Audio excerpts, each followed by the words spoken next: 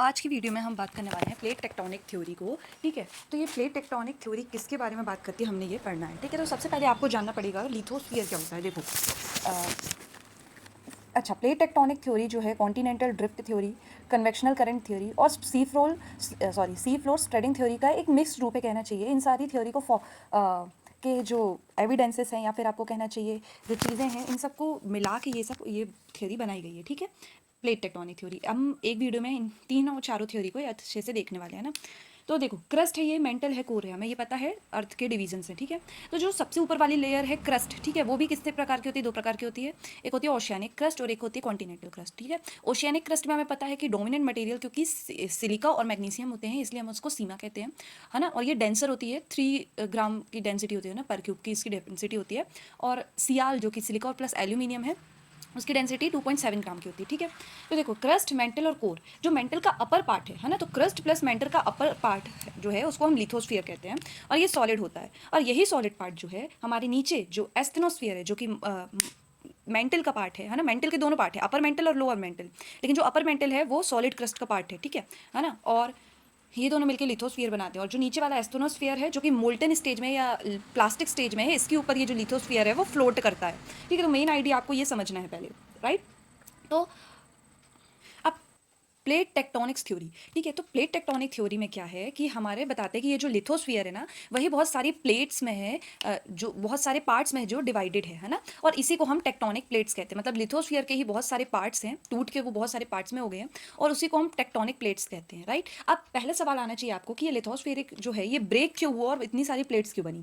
तो ये ब्रेक होने के पीछे इसका मेन रीजन आता है internal heat of the earth, है ना। और हीट के भी दो सोर्सेस है अर्थ के, एक तो है हमारी radioactive decay of elements और residual heat from earth formation. जब अर्थ फॉर्मेशन हो रहा था तो हमें पता है मोल्टन स्टेज से अर्थ बनी है। तो जब बाहर की लेयर्स जो हैं सॉलिड हो गई, सबसे पहले कूलिंग कहाँ से स्टार्ट होती है, बाहर से स्टार्ट होती है। तो बाहर की लेयर जो है वो सॉलिड हो गई, लेकिन अंदर की जो हीट है वो रह गई, प्लस रेडियो एक्टिव डीके हो रहा है आपके एलिमेंट्स का, जैसे यूरेनियम वगैरह।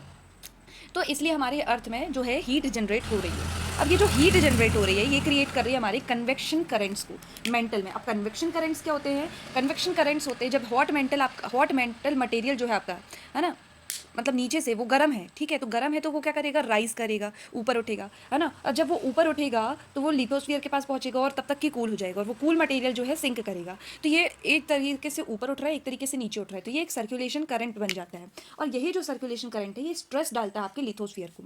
अब स्ट्रेस डालेगा तो लिथोस्फीयर में क्या होगा, लिथोस्फीयर में टेंशन डेवलप होगी और क्रस्ट में जो है पहले क्रैक्स आएंगे और फिर बाद में ज़्यादा टेंशन होने की वजह से वो स्प्लिट हो जाएगा। ठीक है, और मैग्मा कहीं कहीं से राइज हो जाएगा तो न्यू क्रस्ट भी निकल जाएगी। तो ये अभी हम ये सब पढ़ेंगे। अभी आपने देखा कि क्या हुआ, कन्वेक्शनल करंट्स की वजह से स्ट्रेस हुआ, स्ट्रेस की वजह से क्रैक्स आने लगे और फिर स्प्लिट हो गए। ठीक है, टेंशन जैसे जैसे बढ़ती है स्प्लिट हो जाते हैं लोग भी और प्लेट्स भी, राइट। तो अब ये तो हो गया कि ब्रेक क्यों हुई है ना। अब मूवमेंट क्यों हो रहा है, देखो तो फैक्टर्स ऑफ मूवमेंट आपको 3 फैक्टर्स याद रखने हैं। Thermal convection, ridge push, slab pull. Thermal convection क्या है, जब हॉट मेंटल मटेरियल जो है वही लेस डेंस है ना, मतलब हॉट कोई भी चीज़ होगी तो क्या डेंसिटी कम हो जाती है उसकी और वो राइज करता है, ऊपर उठता है, तो वो राइज कर रहा है और लिथोस्फीयर के पास जाके वो कूल हो रहा है और फिर स्प्रेड कर जा रहा है साइडवेज में, तो ऐसे करंट बन रहा है ना, तो सिंक हो जा रहा है फिर वो, है ना। अब देखो नीचे से गर्म होके उठा, अब लिथोस्फीयर के तो ऊपर जा नहीं सकता है तो वो साइडवेज में स्प्रेड हो गया और स्प्रेड होने के कारण फ्रिक्शनल फोर्स लगने के कारण उसकी हीट जो है कम हो गई और फिर वो सिंक हो गया और ऐसे बना एक करंट का सेल बना। ठीक है, सर्कुलर मोशन का एक कन्वेक्शनल सेल बना और यही जो करंट है ड्रैग करते हैं आपके टेक्टोनिक प्लेट्स को या फिर लिथोस्फीरिक प्लेट्स को। अब दूसरा हमारा फैक्टर है रिज पुश। रिज पुश का मतलब क्या है, देखो मिड ओशियानिक रिजेस जो होती हैं क्या होती हैं, देखो जब डाइवर्जेंट बाउंड्रीज होती हैं, जब प्लेट्स जो हैं एक दूसरे से दूर दूर जाती है डाइवर्ज, तो ओशंस में मेनली क्या होता है, ये जो रिजेस होती हैं, है ना, जब प्लेट टेक्टोनिक प्लेट्स हैं वो डाइवर्ज होती हैं तो अंदर का जो मैग्मा है वो बाहर निकलता है ओशंस में। ठीक है, अब बाहर निकलेगा तो वहाँ पे क्या होएगा, रिज फॉर्म होगी। अब रिज मतलब आप मान लो कि एक बाउंड्री टाइप की फॉर्म हो रही है बिटवीन आपकी 2 डाइवर्जेंट प्लेट बाउंड्रीज। ठीक है, एक स्ट्रक्चर टाइप का बन रहा है। अब ये रिज पुश कर रहेगी, है ना, ज़मीन को पुश करेगी। ये क्या करेगी, अब ये जो एलिवेट हो रही है और उसकी जो बाकी वाली जो जगह है साइडवेज की जगह, उसको क्या करेगी, धक्का देगी, और धक्का देने की वजह से क्या होएगा, स्प्रेड होएगी बाजू की ज़मीन। इसी को सी फ्लोर स्प्रेडिंग थ्योरी में कवर किया गया था, राइट। फिर आता है हमारा स्लैब पुल। स्लैब पुल मतलब क्या होता है, जब कन्वर्जेंट बाउंड्रीज होती हैं, मेनली जब ओशियनिक और कॉन्टिनेंटल प्लेट्स जो हैं वो कन्वर्ज करती है, तो जो भारी प्लेट रहती है वो दूसरी हल्की डेंसर लाइटर प्लेट के नीचे क्या हो जाती है, सबडक्ट कर जाती है। अब जब ये सबडक्ट करती है तो आप समझो कि एक आपने लोहे के बॉल में एक रस्सी बांध ली। अब जब बॉल गिरेगी तो रस्सी भी गिरेगी, तो ये स्लैब पुल क्या करता है, अपनी तरफ खींच लेता है। जब ये स्लैब नीचे जा रहा होता है तो ग्रेविटी की वजह से ये अपनी बाकी वाली ज़मीनों को भी, जो पीछे वाली ज़मीन है उसको भी क्या करता है, अपने साथ खींच लेता है, और ये भी एक कारण बनती है मूवमेंट का, कारण बनता है मूवमेंट का, ठीक है। तो ये 3 मेन कारण हैं जिसके कारण हमारे प्लेट टेक्टोनिक्स जो है मूव करती है। अब हम अपने थ्योरी में आते हैं। अब हम यहाँ से मीनिंग समझेंगे। देखो, प्लेट टेक्टोनिक थ्योरी एक फंडामेंटल एक्सप्लेनेशन है हमारे जियोग्राफी में, ठीक है। ये एक मूवमेंट बताता है अर्थ के लिथोस्फीयर में, ठीक है। अब लिथोस्फीयर का मूवमेंट कैसे बताता है, ये बताता है कि लिथोस्फीयर जो है वो डिवाइडेड है, हमारी जो अर्थ के लिथोस्फीयर है वो सेवरल बिग या फिर कहना चाहिए लार्ज एंड स्मॉल प्लेट्स में आपके डिवाइडेड है, जो कि फ्लोट करती हैं सेमी फ्लूइड एस्थनोस्फीयर में, है ना। और इन्हीं प्लेट्स को हम कहते हैं टेक्टोनिक प्लेट्स। और हमने देखा कि इसका मूवमेंट कौन कौन रिस्पॉन्सिबल है मूवमेंट के लिए, कन्वेक्शन करेंट्स मेंटल में जो हो रहे हैं, फिर आपके स्लैब पुल और रिज पुश, ठीक है। और ये थ्योरी इवॉल्व हुई है एल्फ्रेड वैगनर की थ्योरी कॉन्टिनेंटल ड्रिफ्ट थ्योरी से, जो कि 1912 में उन्होंने दी थी। लेटर 1950-60s के टाइम पे बहुत सारे साइंटिस्ट द्वारा जो है कंट्रीब्यूशन हुआ, जैसे हेनरी हेस की थ्योरी जिन्होंने इंट्रोड्यूस की सी फ्लोर स्प्रेडिंग थ्योरी, है ना, WJ Morgan, wine and Matthew, ये सारे लोगों का जो है कंट्रीब्यूशन रहा है अल्टीमेटली इस थ्योरी को फॉर्मलाइज करने में, ठीक है। और यही थ्योरी अल्टीमेटली मानी जाती है the most widely expected explanation of the movement of earth lithosphere, right. तो ये जो है बताती है कि ये जो ये मूवमेंट है, ये जो स्लो मूवमेंट हुए, यही रिस्पॉन्सिबल है फॉर द फॉर्मेशन ऑफ किसके किसके फॉर्मेशन के लिए, माउंटेन्स, वॉल्केनोज, है ना, और अदर जियोग्राफिकल फीचर्स। हम आगे आने वाली वीडियो में बहुत अच्छे से समझने वाले हैं, आगे जो पार्ट आएंगे, ठीक है। तो टाइप्स देखें, अगर हम टाइप्स ऑफ टेक्टोनिक प्लेट्स की बात करें हम, तो there are 3 major types of tectonic plates, है ना, या फिर 2 मेजर कहना चाहिए और एक माइनर भी कह लो आप। तो एक आता हमारा कॉन्टिनेंटल प्लेट्स, ठीक है। तो कॉन्टिनेंटल प्लेट्स कहाँ रहेंगी, जहाँ पे आपके लेस डेंस रॉक रहेंगे, है ना, लेस डेंसर जो प्लेट होगी वो रहेगी, जैसे कि जो रॉक्स में आपके सियाल रहेगा ना, सिलिका और एल्यूमिनियम, ठीक है। तो consist of granitic rocks, light but thick. ये क्या रहेंगी, लाइट रहेंगी, हल्की रहेंगी, लेकिन थिक रहेंगी, ठीक है। और इसलिए हम देखते हैं कि हमारे जो कॉन्टिनेंट्स में है, कॉन्टिनेंट्स में अलग अलग फीचर्स बने रहते हैं, राइट। तो ये कॉन्टिनेंटल प्लेट जो है लाइट है बट थिक है, ठीक है। फिर आती है हमारी ओशियानिक प्लेट, ये बेसाल्टिक रॉक से बनी होगी, सीमा याद करें आप। ये रहेगी डेंस बट थिन, ये डेंसर रहेगी कॉन्टिनेंटल प्लेट से, लेकिन थिन रहेगी, पतली रहेगी, ठीक है। इसमें अलग अलग फीचर्स आपके इतने ज़्यादा देखने को नहीं मिलेंगे। फिर तीसरी टाइप की आती है हमारी मिक्स्ड प्लेट, जो कि बोथ को इंक्लूड करेगी, कॉन्टिनेंटल पार्ट भी और ओशियानिक पार्ट भी, ठीक है। अब देखो, हम डिटरमाइन कैसे करेंगे कि कौन सी प्लेट कौन सी है, ये हम डिटरमाइन करेंगे कि वहाँ पे डोमिनेंट टाइप का क्रस्ट कौन सी पाई जा रही है। जैसे कि एग्जांपल देखें आप, अगर हम पैसिफिक प्लेट की बात करें तो ये एक ओशियनिक प्लेट पाई बोलेंगे हम, क्योंकि इसमें मेजरली ओशियन कवर होता है। वहीं अगर हम यूरेशियन प्लेट की बात करें, अगर आपको नाम भी पता होगा ना तो आप बहुत अच्छे से बता देंगे, है ना, बस आपको थोड़ा सा मेजर माइनर प्लेट्स का देखना पड़ेगा।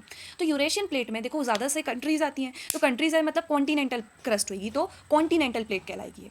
वहीं अगर आप देखो नॉर्थ अमेरिकन प्लेट है, साउथ अमेरिकन प्लेट है ना, ये सारी प्लेट्स क्या रहेंगी, कॉन्टिनेंटल प्लेट्स रहेंगी, राइट। और वहीं अगर आप बात करो नाज़का प्लेट है ना, हुआन दे वाली प्लेट है, ये सारी प्लेट्स कौन सी रहेंगी, ओशियानिक प्लेट्स रहेंगी, ठीक है। ऐसे आप एक दो एग्जाम्पल भी दे सकते हैं। अब हम बात करते हैं हमारे तीसरे टॉपिक की। देखो, पहला हमने बात करा कि मीनिंग क्या है, फिर हमने बात करी कि टाइप क्या है। अब तीसरी हम बात करते हैं कि हु डिस्कवर्ड इट। तो देखो, हु डिस्कवर्ड इट में कहना चाहिए आपको, यहाँ कोई एक साइंटिस्ट का नाम नहीं आएगा। जैसे मैंने कहा कि बहुत सारी थ्योरीज का इसमें योगदान रहा है, कंट्रीब्यूशन रहा है इस थ्योरी को फॉर्मलाइजेशन में। सबसे पहले बिगिन किस में हुआ, अगर हम हिस्ट्री देखें तो एल्फ्रेड वैगनर से भी पहले बिगिनिंग हुई थी, राइट। लेकिन आप अभी इतने समझ सकते हैं कि आप 1912 में आई एल्फ्रेड वैगनर की कॉन्टिनेंटल ड्रिफ्ट थ्योरी। फिर 50s 70s में बहुत सारी, जैसे हमने बोला हेनरी हेस की थ्योरी आई थी, कौन सी, सी फ्लोर स्प्रेडिंग थ्योरी, फिर WJ मॉर्गन, मैथ्यूज। तो ये सब ने मिलके क्या किया, एल्फ्रेड वैगनर की थ्योरी को अपडेट किया, और फिर वो एक्सेप्ट हुई एज प्लेट टेक्टोनिक थ्योरी, और यही मॉडर्न वर्जन बन गई। आपको कहना है अब कि ये प्लेट टेक्टोनिक थ्योरी जो है ये मॉडर्न वर्जन है हमारी कॉन्टिनेंटल ड्रिफ्ट थ्योरी का, राइट। तो मतलब ये थ्योरी को बनाने के लिए आपकी plate tectonic theory, plate tectonic theory को बनाने के लिए आपकी कॉन्टिनेंटल ड्रिफ्ट थ्योरी, आपकी कन्वेक्शनल करंट थ्योरी, आपकी फ्लोर स्प्रेडिंग थ्योरी, सारी थ्योरीज का निचोड़ है ये प्लेट टेक्टोनिक थ्योरी, राइट। तो थ्योरी कहती क्या है ना। अब ये मेन हमारा सवाल है कि अकॉर्डिंग टू थ्योरी क्या है, किस बारे में है ये थ्योरी, है ना। तो the theory states that the earth solid outer layer crust, the lithosphere, है ना, is divided into plates that move over the semi liquid upper portion of the mantle, the asthenosphere. तो मतलब यही जो मैंने समझा चुकी आपको, ठीक है. फिर second point, the tectonic plates are pushed and pulled by forces such as, ये भी हमने पढ़ चुके हैं ना कौन से फोर्सेस हैं. फिर third, because plates have varied movement they interact with each other. Now this is very important, जो हमें आगे पढ़ना है, क्योंकि ये प्लेट्स का जो है कहीं पुश हो रही हैं, कहीं पुल हो रही हैं, है ना, कहीं कन्वेक्शन करंट के कारण, मतलब कुछ भी हो रहा है. तो इन मूवमेंट्स के कारण, इन अलग अलग मूवमेंट्स के कारण जो ये प्लेट्स हैं वो इंटरेक्ट करती हैं अपनी बाउंड्रीज पे एक दूसरे से, ठीक है. अब ये बाउंड्रीज पे ही क्या होएगा, अर्थक्वेक्स देखने को मिलेंगे, वॉल्केनिक एक्टिविटीज़ देखने को मिलेगी और माउंटेन रेंजेस वगैरह का फॉर्मेशन देखने को मिलेगा, ठीक है. तो हमने अब पढ़ना है कि बाउंड्रीज क्या होती हैं, ठीक है. और इसी टॉपिक को आप स्टार्ट करते हैं with the very good heading आपको कहना चाहिए, जिसे हम कहेंगे origin of the second orderly relief features. तो प्लेट टेक्टोनिक थ्योरी क्या कहती है कि मेजर जियोमॉर्फोलॉजिकल फीचर्स जो हम आज देखते हैं, जैसे कि folds and block mountains, mid oceanic ridges, trenches, volcanism, earthquakes, faults, ये सब डायरेक्ट कॉन्सिक्वेंसेस हैं इन प्लेट्स के इंटरेक्शन की वजह से. समझ में आ रही है बात आपको. और इंटरेक्शन किसकी वजह से हो रहा है, वेरिड मूवमेंट फोर्सेस की वजह से हो रहा है, जो ये मूवमेंट कॉज करा रही हैं और यही इंटरेक्शन करवा रही हैं प्लेट्स का एट देयर बाउंड्रीज. और यही बाउंड्री के इंटरेक्शन से मेजर जियोमॉर्फोलॉजिकल फीचर्स आपको देखने को मिल रहे हैं, ठीक है. तो इनका behaviour, the behaviour of plates eight there margins varies depending on the type of boundary. अब देखो बहुत सारी टाइप्स मतलब और बाउंड्रीज नहीं होती, there are only 3 types of boundaries, और उसका बिहेवियर भी बहुत अच्छे से समझ जाने वाले हैं, ठीक है. तो प्लेट्स का बिहेवियर जो है मार्जिन में कैसा होएगा वो डिपेंड करेगा कि टाइप ऑफ बाउंड्री कौन सी है, ठीक है. तो behaviour of the plate would directly be influence by the type of boundary, ठीक है. तो जैसे कन्वर्जेंट बाउंड्रीज में क्या होएगा, सबडक्शन जोन्स बनेंगे, ठीक है. अब सबडक्शन जोन्स बनेंगे तो क्या होएगा, रिसाइकिल होएगा ओशियनिक क्रस्ट का इनटू मेंटल. और डाइवर्जेंट बाउंड्री में क्या होएगा, न्यू क्रस्ट बनेंगे. तो आप समझ रहे हैं कि प्लेट का बिहेवियर कहाँ से बन रहा है, टाइप ऑफ बाउंड्री से बन रहा है, कि किस टाइप की बाउंड्री. अगर बाउंड्री कन्वर्जिंग बाउंड्री है तो सबडक्शन जोन बना रही है जो कि रिसाइकिल कर रही है आपके क्रस्ट को, है ना. अभी हम आगे बहुत अच्छे से समझेंगे, तो आपको चिंता करने वाली कोई बात नहीं, ठीक है.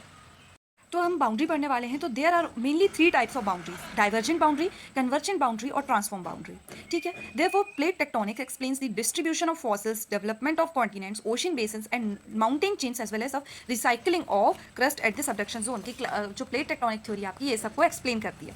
अब हम अगली वीडियो में पढ़ने वाले हैं boundaries of the tectonic plates, ठीक है, जिसमें हम एक एक बाउंड्री को थॉरली पढ़ेंगे.